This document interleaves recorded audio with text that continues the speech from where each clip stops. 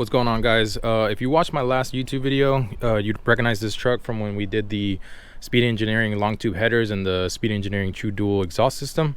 Today it came in for a LT2 intake manifold with the intake cover and the S&B cold air intake. Hopefully this is going to be a detailed video to help others if they want to do an install like this. So yeah, if you guys want to see more videos like this, just let me know. Or if you have any recommendations, just drop them down in the comment. I don't plan to do too many more of these videos. I think I got one more coming out. So let me know what you guys want to see. Just no gay shit. All right, peace. Okay, before we get started, the first thing you want to do is disconnect the battery. I seem to always fail to mention that. So once you get the battery disconnected, you want to start by taking off the intake tube. It's going to be two 8mm bolts, one here, one over here, and then we're going to disconnect the MAF and just kind of throw it out of the way for now.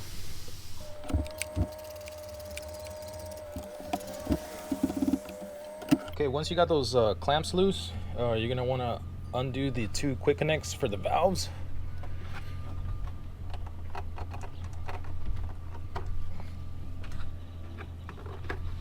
And then just pull this out.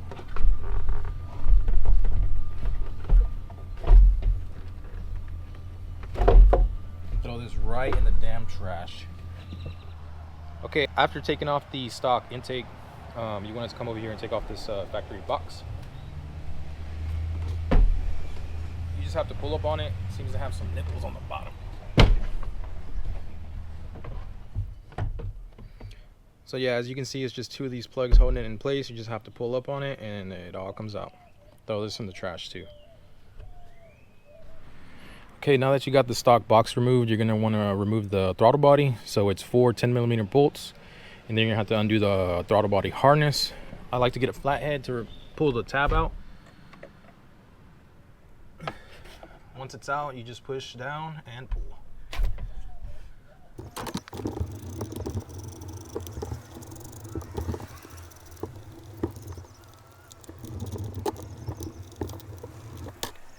All right, now that that's off, you're going to want to disconnect the evap quick connect hose, the evap harness, and then the map sensor harness.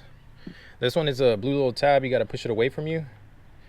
Put it in between the blue and the black tab there, and just pry towards the back of the truck, and then push down and disconnect. All right, now that those are unplugged, you're going to want to take them both off. They're both 10mm bolts.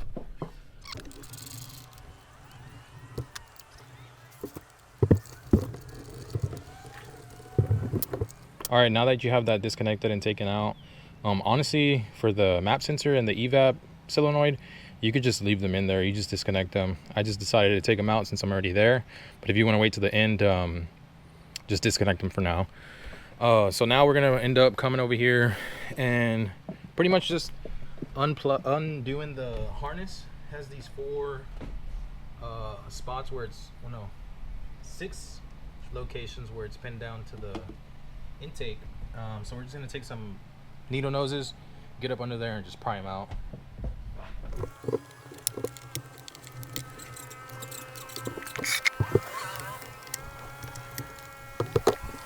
Okay, so actually it was 7 locations where the harness was tied down to the intake manifold cover.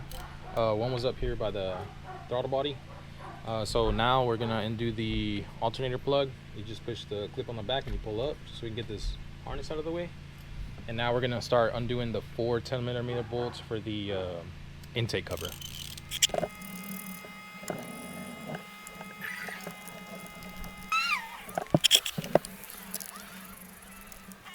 For now, we're going to take the 10mm bolts off for the intake manifold. And once it's off, we're going to have to slide it under the cover and then see how we're going to take the cover off. And I'll show you guys once it's off so we can...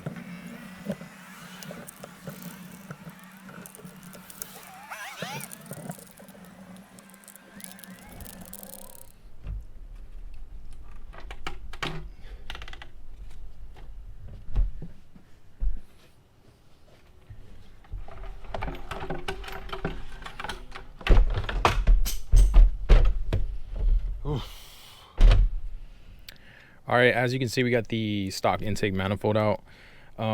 After doing the 10 10mm bolts that hold the intake in. Not only do you want to unbolt them, but you want to take the bolt out of the housing off completely. That way it's just easier to pull out. They're not going to be scraping on the heads or anything. My God, out of the whole intake swap, this is probably going to be the most annoying thing. This intake cover, I don't know why they made it so hard to get off. Maybe just because you can't see. But so if we turn this around, we're going to be able to see that this is what holds the harness. It's tied down with 3 zip ties, and then they put some black tape there. What I didn't know, that if you were just to pull up this insulation, this is upside down, so if you were just to pull up this insulation, you would see that there's 3 nipples here that hold down that bracket in the back. So if you were to just cut these out and push them through, you could have taken this intake off a lot easier. And for some reason, I just didn't know that. So hopefully this helps someone else. All right, now that we have the 2 intakes side by side, I just want to show you the differences between them. First, we're going to be looking at the map sensor. On the factory one, they have it up here by the throttle body. And on the LT2, they moved it to the passenger middle of it. Same thing with the purge solenoid. It was up here by the driver side throttle body. And on the LT2, they just put it on the passenger side up in the front. For the PCV connection, again, driver side, about middle of the intake. For the LT2, they put it in the front of the intake. These are the bolts. These are the stock L83 intake bolts. These are the LT2 bolts that you need for the intake manifold. I think they're actually LT1 bolts. I'll list everything in the description though for the item numbers. And then here are the throttle bodies side by side, so you can see the size difference. Way bigger. This is 95, this one's 80. And as you can see, you know, clearly he needs a catch can because this is not good. Look at this.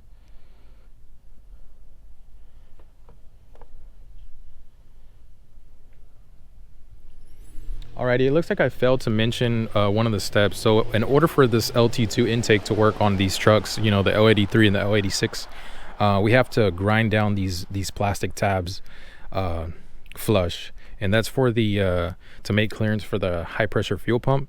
Of course, on the C8, the intake's turned around, so you know GM has this cut out for it already.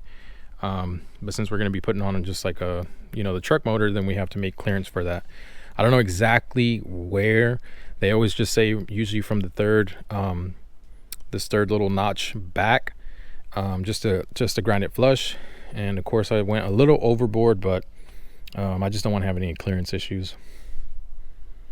And of course, you want to cover all the runners, make sure you don't get any trash inside. And then I use pressurized air to blow everything out, make sure it's clean. We're about to throw it back in right now.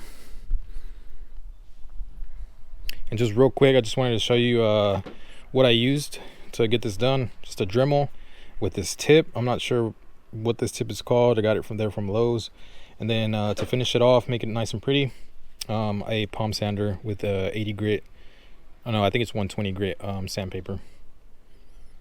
All right, guys. So the LT2 intake is pretty much ready to install.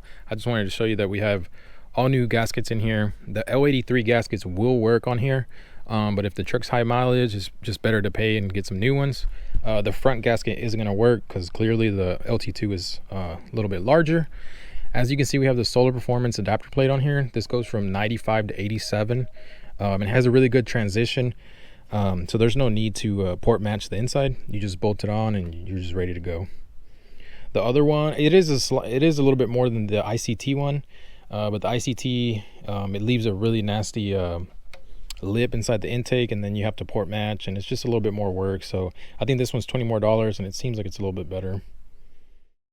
All right, guys, as you can see, it's a new day today. We actually ended last night by installing the LT2 intake, and this morning I had to take it back off because I kind of forgot a step, and that is to extend this hose for the vapor canister. If you remember, the L83 has it on the driver's side up closer to the throttle body. And then the LT2 intake, it is on the passenger side, also closer to the throttle body up in the front. So I just went ahead and took the intake off so I can get to it a little bit easier. I think you can get it from the side, but it's just better to just have more room so you can work with. So we're gonna see what we have to do. Luckily it's just one of those quick connect hoses. So we're just gonna push the tab and pull on the hose, and we're gonna take a look at it and see what we can do. All right, so if we look back here, you're gonna be able to see the hose that we need to remove. Luckily I already pushed on it and removed it off camera, so you don't see me struggling and I look like a professional. So we're just gonna go ahead and take this off. So earlier in the day I went to get some of this 3/8 fuel hose. You can see on there it says it's from Duralast. Got it there at AutoZone. And it actually fits really snug on this barb that's sticking out. Probably so snug that you might not even need a hose clamp. You can just probably just leave it like that. But for us, we're gonna try to use these the original quick connect fittings. So I'm gonna try to take them off these and throw them on the fuel hose and see how they look. All right guys, I was able to take off the factory quick connect snap fittings. I had seen somebody else do it on YouTube where they put a flame to the fitting and it would melt the plastic just enough to slip out, just to get it loose. And it didn't work for me. I ended up melting the other end. Luckily I didn't damage the fittings themselves. So what I did use was a razor, ended up just cutting it out. I did want to show you that these do have a little O-ring at the bottom. So you don't want to cut too deep with the razors, just so you don't damage those O-rings. So we're going to try to put these on the 3/8 fuel line, or the fuel hose, and then get everything reinstalled.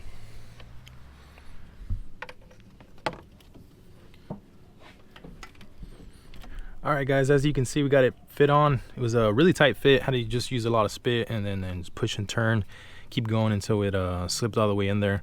It's a lot tighter fit than the back barb that's over there. All right, so let's get it installed and then routed towards the passenger side.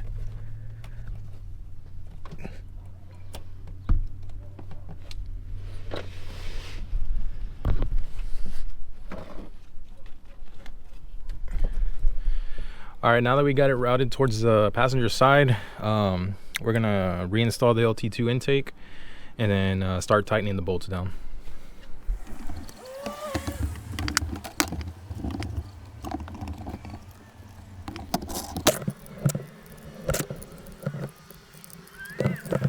All right, now that we have the intake back in, we're gonna start tightening the bolts. You wanna make sure to follow the correct bolt pattern and the torque sequence for these. First, I'm just gonna snug them, and then second, I'll go back and torque them to what they need to be.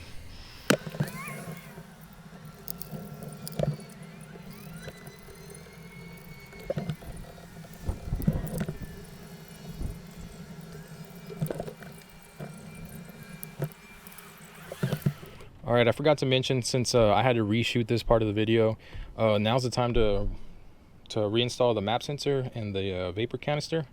You are going to use the hardware off your L83, so the bolts that come out, you're just going to reuse them.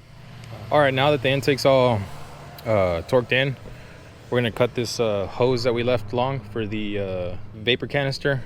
About 4 feet of it, so you only really need about 3, but it's okay to buy the full 4 because we're going to need a piece for the PCV to the intake up here.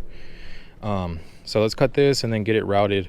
I'm kind of nervous because it seems like it's going to be close with the plug, the connection, and then the alternator plug. So we'll see how this works out. All right, now we're going to connect the map sensor. I did get a extension harness, so we're just going to have to route it so it's up and out of the way.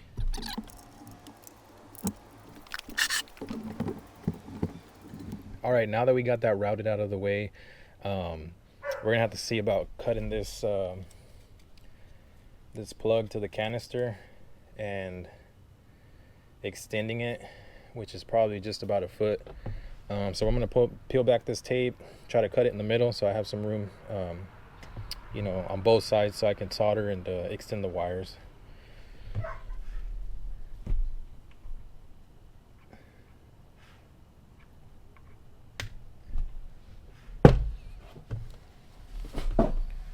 I actually looked everywhere to see if they made an extension harness for this. I mean, it's 2 wires, anybody could do it. And I didn't find anyone or anywhere they sold these at. So pretty sure it's something simple that somebody can do. But if they would have had one available, I probably would have bought it. That way I don't have to be cutting and snipping and taping, and just make it look nice and original.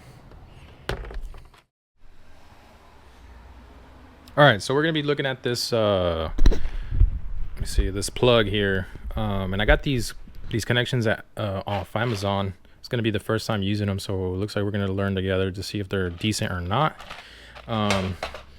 This wire that comes off the factory plug, it looks to be really thin.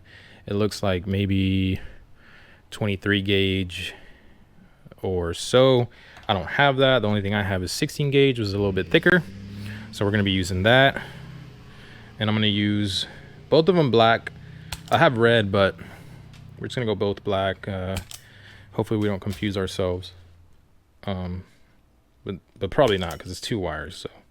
So let's see how this goes. I think you just put this in. It's supposed to be soldering and heat shrink in one, but since they're different thicknesses of wires, hopefully it works out.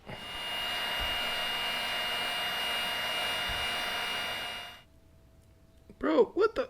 I'm barely even pulling on it.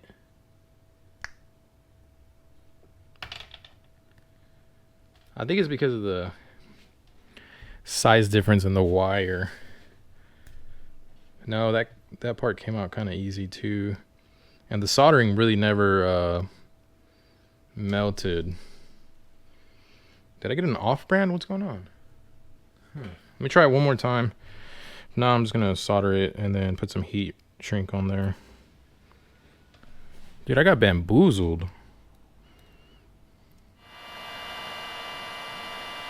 Oh no. Damn, it looks like this one's working a little bit better. Alright, we're gonna give it some time to dry. This time the solder looks like it did melt. Yeah, this one looks a lot better. I think I'm gonna keep this one.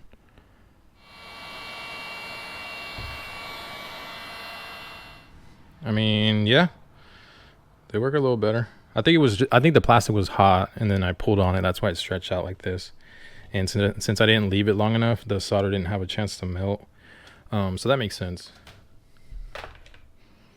Yeah, these are pretty dope. Kind of like them. Just to be safe, I'm gonna put one more heat shrink around one, just a regular one, and then I'll heat shrink them both. I mean, this is probably overkill, but just to be safe. All right, so yeah, this is like the final product.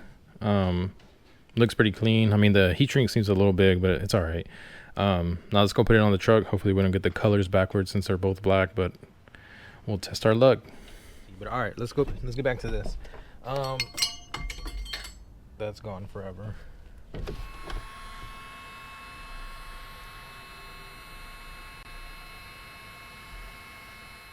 All right, here it is all finished up. So it seems like the alternator has this little plastic bracket on the side. You can either cut it. I just pushed it out of the way so this hose can fit underneath it, and then I put the connector on top. This is a really tight fit, but it seemed to work. Looks perfect. Routed it under the intake, and then I forgot to put the heat shrink over these to cover it, but it's all right. I'll just use some black tape so it's not noticeable.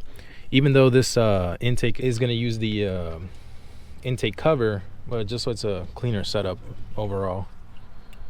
All right, now that that's all finished, we're going to start working on the hose that connects from the bottom PCV to the intake. Luckily, we have around a foot left over of 3/8 hose from when we did the purge valve solenoid, and we're going to still use the factory quick connect fittings. So we're gonna have to take them off here and replace it on these 3/8 fuel hose. All right, finally got the hose ready for the PCV. If you check it out, this is what it looks like. It has the factory quick connect fittings on there. Looks really nice. So I measured it just in case anybody's wondering, and it's actually 10 inches long, just the hose. And this thing is nice. It's gonna fit nice. It actually looks like, reminds me of Drake from his video. All right, let's see how this looks. Put the bottom in. You can't make it too short because then it's gonna have a tight radius right here. It's gonna probably choke something up. So 10 inches seems to be pretty decent. You probably go a little bit lower, maybe 9. But look at that, clean. All right, what's next? I think that's it. I think we can start putting the cover on. Let's see how that looks.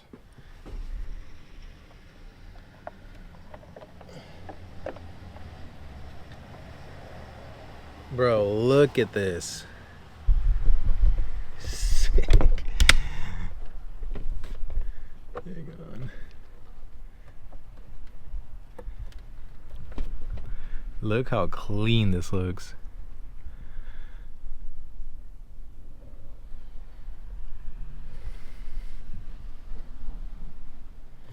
All right, now that we got that all out of the way, we're gonna start with the belt. We're gonna start doing the belt and the pulley to reroute everything, because as you can see here, this one's way too close to the throttle body. It's probably like 1/2 inch, and it's still aiming down. So if we were to add a coupler, it's gonna hit. It's gonna rub or hit. I don't know. So this is the pulley we're gonna be using. I got it there at AutoZone. I think this is the item number down here, and you can't really see it, so I'll just put it in the description. And then this is the belt.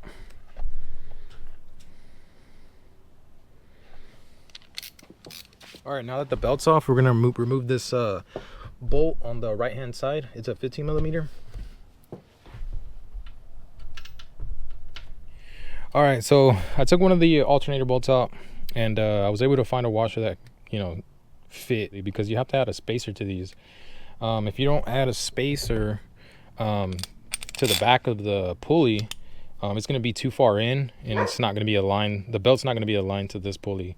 So you do have to add a spacer on the back. So I found some of these 3/8 washers, and honestly, it's a tiny bit too big for my liking.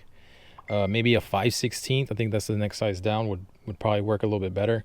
But since this is the only thing I have right now, I think I'm gonna run with this, and then maybe tomorrow, once Lowe's opens up, I'll go and see if I can get a smaller size. I mean, it's not gonna affect anything, but I don't know, just having that wiggle room in there is kind of don't like it. And so I already pre-did this, and it looks like the magic number is 4 washers for the amount of space that you need. So I'll show you now. All right, so if we take a look, it looks like with 4, it pretty much lines up perfectly.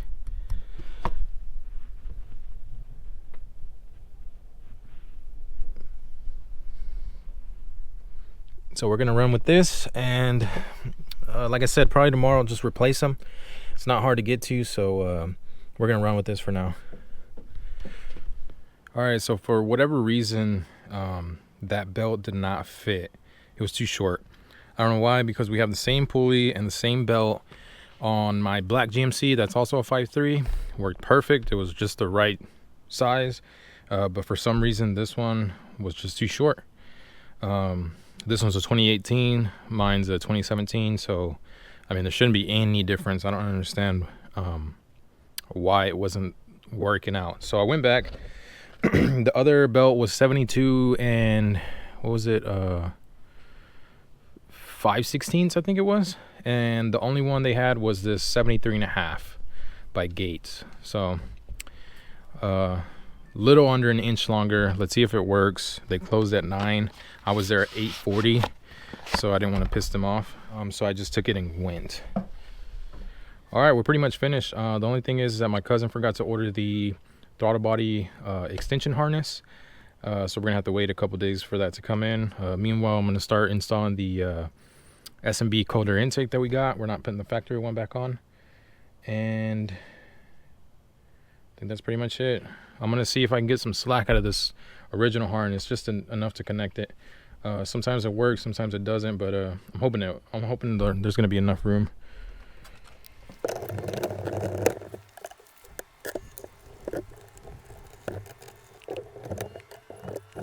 All right, guys, here it is, all finished up with the S&B cold air intake.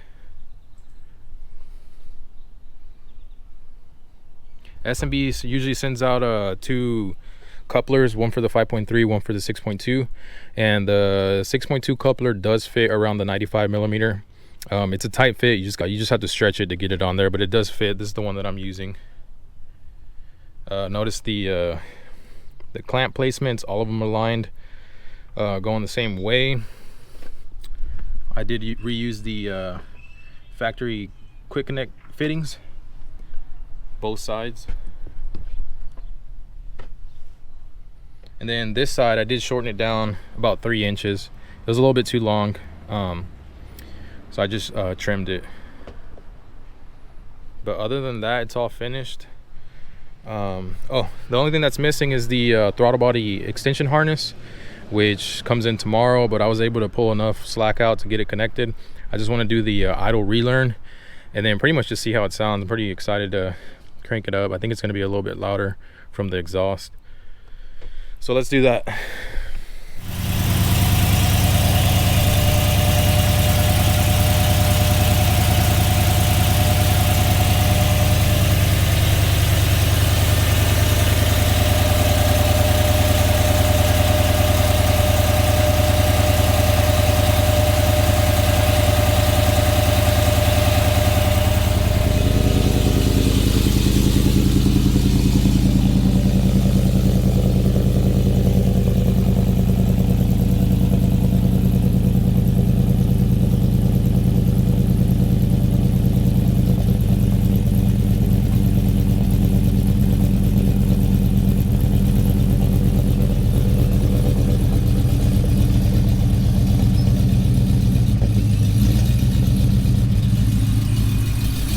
So yeah, you can hear it having a hard time idling.